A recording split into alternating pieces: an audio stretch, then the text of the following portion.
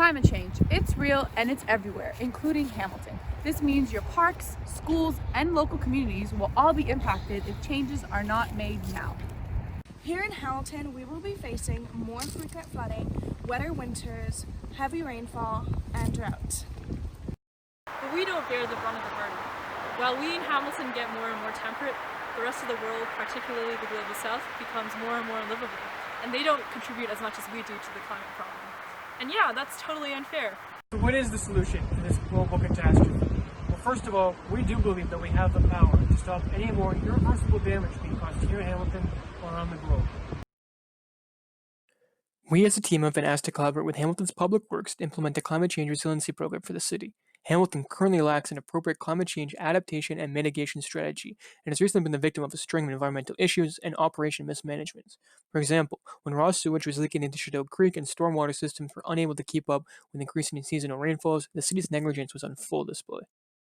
We decided to research both Canadian and international cities who are leaders in the world of sustainability and conduct interviews with experts within these cities to learn more about their climate change plans and the engagement strategies that they use that led to their success. Our goal is to implement a full report with a set of recommendations based on our own research and our conducted interviews that Public Works will then use to implement an effective climate change resiliency plan.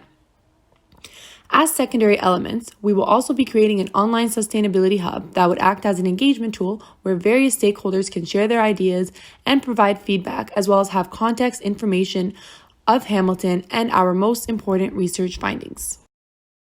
Currently, Hamilton is falling behind leading international and national climate change innovators. While there is still time to right the wrongs, it needs to happen now.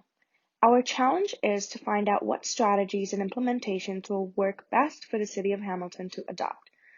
Essentially, we are looking for similarities and differences of the research cities and think of how their strategies can also be applied to the City of Hamilton's own Climate Action Plan initiatives.